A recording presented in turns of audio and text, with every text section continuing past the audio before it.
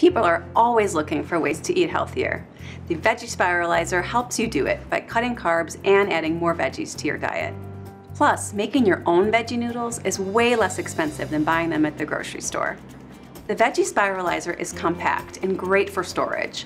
It's upright, and it was designed to use gravity to help you spiralize easily.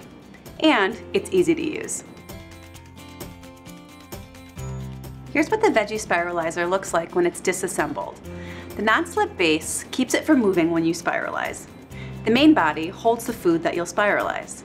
The handle and rod turn the food into the blades. The food pusher holds onto the food. The blade guard keeps the comb blade and ribbon blade safe during storage, helps you attach and detach the food pusher, and acts as a guide when you're inserting the comb blade. The comb blade has two sides, one to make spaghetti noodles and the other to make fettuccine noodles. When you don't use the comb, you'll get ribbon noodles. The food chute keeps the noodles flowing. To assemble it, attach the body to the base, aligning the two arrows. Attach the blade guard to the body and push it down so it's firmly in place. Then place the food pusher on top of the guard. Insert the rod through the hole and attach the food pusher by turning the handle clockwise. Insert the comb blade through the slot. Make sure the blade is straight, then tighten the screw. As you insert the blade, you'll feel it drag across the inside ledge. Remove the blade guard and check that your blade is straight and that the screw is tight. If your blade is angled, put the cover back on and adjust. You never want to use the product with a blade and an angle. If you do, you'll just score your food and not slice it all the way through. This can damage the comb blade. Your food should fit inside the frame, so cut it to about 4 inches in height and 4 inches in diameter. You also want to cut it flat and even. Place the food narrow side down and center it on the pin. The guide rings will help. Having the wider end up helps the food pusher to get a better grip. Then start spiralizing. Here's a few tips. Practice on softer foods like cucumber or zucchini. Once you're comfortable, graduate to a sweet potato and then tough foods like rutabaga and butternut squash.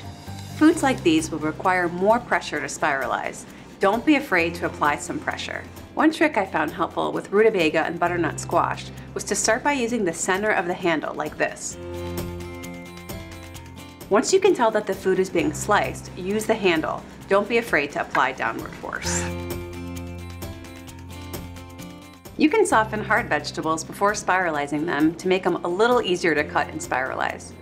For butternut squash, rutabaga, and similar vegetables, peel the vegetable and pierce the surface with a fork. Microwave it 2 minutes, rotating it halfway through cooking. For sweet potatoes, peel and pierce the surface, then microwave it for 1 minute, turning halfway through cooking. As you're spiralizing, apply consistent and even downward pressure to make even spirals. When you're spiralizing a lot of food, you may need to unclog the blade. Keep a cleaning brush handy. Use produce that's in season and fresh. You'll get the best results and consistent spirals. Keep a pair of kitchen shears nearby and trim your noodles as needed. When you're done, here's how to take it apart and clean it. Loosen the screw and remove the comb blade. Remove any debris from the ribbon blade using your brush. Attach the blade guard and lower the rod so the food pusher pins rest between the ribs.